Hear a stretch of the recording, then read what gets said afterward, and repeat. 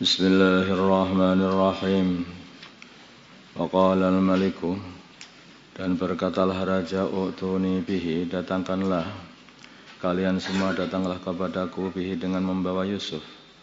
Astakhlisu nafsi, aku pengen mengkhususkan Yusuf untuk diriku sendiri, dijadikan tangan kanannya.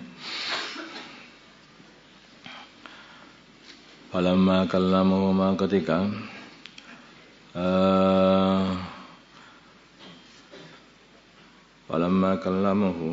ketika raja berkata, mengajak bicara Nabi Yusuf, qala, maka raja berkata kepada Nabi Yusuf, innakal yawma, kamu sekarang, atau dibalik juga enggak apa-apa, Nabi Yusuf mengajak bicara raja.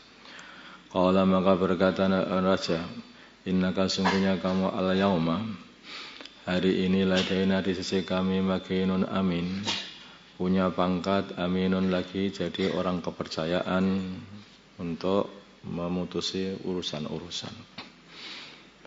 Kemudian Nabi Raja itu musyawarah dengan Nabi Yusuf, terus bagaimana ini, apa langkah kita selanjutnya.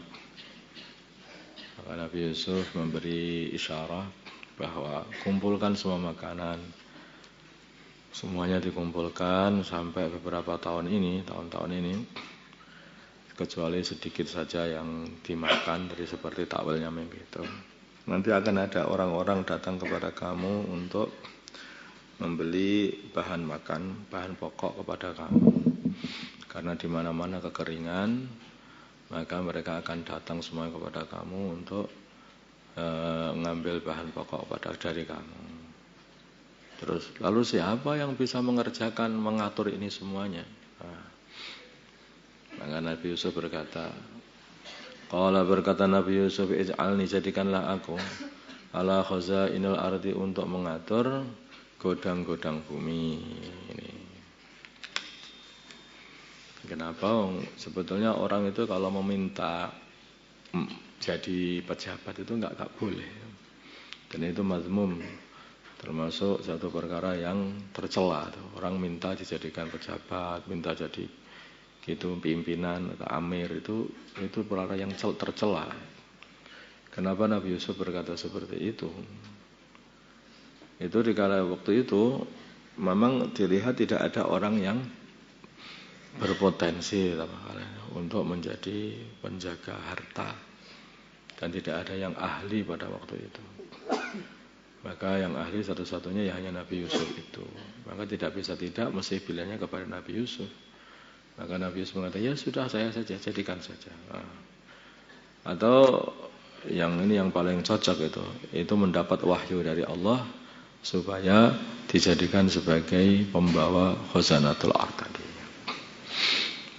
Penguasa khazanatul ard, mewahyukan. Nabi itu berbeda. Seorang nabi itu kan berbeda. Tapi selain nabi tidak boleh meminta jadi mempunyai jabatan seperti itu, enggak boleh. Dan itu pun Nabi Yusuf tidak langsung dikasih itu masih nunggu 1 tahun. Setelah itu Nabi Yusuf hanya bersama raja, diajak jadi teman musyawarahnya terus begitu. Ketika sudah semua orang mengenal Nabi Yusuf, baru dijadikan sebagai orang kepercayaan untuk menjaga perekonomian Mesir. Ini sungguhnya aku, hafidun, adalah orang yang pintar menjaga. Alimun, lagi alim. Hafid maksudnya pintar menjaga pengaturan harta. Alim adalah pintar di dalam untuk mendatangkan harta juga. Jadi bisa mengumpulkan dan bisa menjaga harta ini. Tidak mubazir, tidak menghambur-hamburkan pula. Wa kadzalika, dan demikianlah makanna, kami kasih pangkat li Yusuf, kepada Nabi Yusuf, fil ardi, di bumi. Yatawawa'u, Nabi Yusuf bertempat minha, di bumi, haitsu yasa, semau beliau. Nusibu, kami berikan bi rahmatina, rahmat kami, man nasya'u, orang yang kami kehendaki, Allah. Wala nudhi'u, dan kami tidak menyia-nyiakan ajral muhsinin, orang yang berbuat baik. Asal orang itu berbuat baik saja, ikut agama ini, nanti suatu hari mesti akan dikasih rahmat oleh Allah, dikasih tempat lah oleh Allah. Yang penting itu buat baik, kasih hubungan yang baik dengan Allah Subhanahu wa taala, yang paling penting itu. Nggak usah macam-macam orang itu pokoknya. Awal hubungan sama Allah itu baik, ya nanti sudah ditata sendiri sama Gusti Allah. Tapi kalau hubungan kita ini buruk sama Allah, walaupun kita ini sudah membuat usaha-usaha politik sana, politik sini, kalau di Allah kita ini buruk, ya tetap buruk saja, tidak akan jadi baik juga. Jadi politik itu yang benar ya politik untuk hubungan dengan Allah itu, kalau itu namanya politik. Atau politik ya nggak usah ada politik, siasah itu siasah untuk hubungan dengan Allah saja. Bagaimana tubuh kita ini kita siasati sehingga tubuh kita ini mau sholat malam, menghidupkan malam-malam Ramadan, dan menjaga puasa ini betul-betul sempurna. Karena puasa tidak akan sempurna kalau puasanya walaupun sudah tidak makan, tidak minum, tetapi dia tidak mendapatkan puasa, dikarenakan orang-orang Islam yang lain tidak selamat dengan lisan kita. Lisan kita ini tidak henti-hentinya menggunjing sana, menggunjing sini. Maka akhirnya puasa ini hanya mendapatkan lapar dan dahaga, tidak mendapatkan pahala. Nah inilah. Maka kalau kita ingin mensiasati, siasati diri kita ini biar betul-betul sempurna puasanya. Siasati diri kita ini betul-betul bisa menghidupkan malam-malam bulan Ramadan ini. Seperti Abu Bakar As-Siddiq radhiyallahu ta'ala anhu, beliau itu mensiasati dirinya supaya tidak menggunjing orang dan tidak berbicara dengan perkara yang sia-sia, tidak ada gunanya. Maka beliau mensiasati dengan mengambil kerikil dimasukkan ke dalam mulut beliau, ngemut kerikil, sudah amalannya itu. Kenapa engkau berbuat seperti itu? Ini kalau lisan ini enggak dijaga, nanti akhirnya jadi berbuat dosa katanya. Itu Bakar bukan mensiasati orang Islam supaya orang Islam itu celaka, enggak, yang seperti itu tidak baik. Karena itu dilarang oleh Allah SWT, mencelakakan orang Islam. Wala ajrul akhiratin, dan wala ajrul akhirati, dan sungguh pahala akhirat. Ini diarahkan kepada akhirat. Khairun adalah lebih baik lilladzina, bagi orang-orang amun yang beriman. Wa kanu, dan adanya mereka yattaqun, sama takwa. Jadi kalau kita ini ingin menjadi orang baik, coba kamu lihat di situ itu. Wala nudhi'u ajral muhsinin, terus wala ajrul akhirati khairul lilladzina amanu wa kanu yattaqun. Diberi isyarat pengen jadi orang baik, pikirlah akhirat. Pengen jadi orang yang akhlaknya baik, pikir akhirat. Kalau orang itu enggak pikir akhirat, mesti akan berbuat perkara-perkara yang tidak terkontrol nanti. Maka pikir akhirat. Kita ini semuanya akan mati, semuanya nanti akan menghadap Allah Subhanahu wa taala. Ini maksudnya sungguh-sungguh loh, bukan hanya di lisan saja. Dan usaha kita ini adalah usaha untuk memperbanyak amalan ketika kita sowan kepada Allah, dan membersihkan diri sebersih-bersihnya ketika sowan kepada Allah, dan membersihkan diri sebersih-bersihnya dari tuntutan-tuntutan orang-orang Islam kanan dan kiri. Kalau selamat dari tuntutan kanan kiri kita, selamat dari tuntutannya Allah, kemudian dapat menabung kebaikan yang banyak di sisi Allah, udah, itulah namanya kesuksesan. Maka amalan di dunia ini ada 3 atau 2. Yang pertama kali itu amal untuk nabung di akhirat. Yang kedua kali jaga diri untuk tidak dituntut oleh Allah. Yang ketiga kali jaga diri dari nyakiti semua orang Islam supaya tidak dituntut oleh orang-orang Islam nanti di sana di hadapan Allah. Tapi perkara ini jangan disalahpahami juga. Kadang-kadang itu ya seseorang itu dibutuhkan juga amar ma'ruf, supaya saya ini tidak ada hubungan atau tidak bermasalah dengan orang Islam, saya tidak perlu amar ma'ruf. Nah, itu juga salah dengan Allah nanti. Salah dengan Allah. Kalau kita ini harus sampaikan ma'ruf, sampaikan kebaikan, dan kita harus larang kemungkaran atau kesalahan, supaya tidak dituntut oleh Allah Subhanahu wa taala, walaupun manusia tidak setuju. Makanya kalau orang itu kayak banyak temannya itu, ya itu kata Maulana Zakaria, kemungkinan dia itu tidak tegas di dalam amar ma'ruf nahi mungkar. Semua para anbiya ketika mereka ini sudah mulai beramar ma'ruf nahi mungkar, maka mereka akan dimusuhi di mana-mana. Baginda Nabi, manusia yang paling disayang oleh seluruh kaumnya, begitu beliau sudah mengatakan qulu la ilaha illallah tuflihu, dimusuhi habis-habisan sampai diusir dari tempatnya, dari dalamnya sendiri. Ya begitu.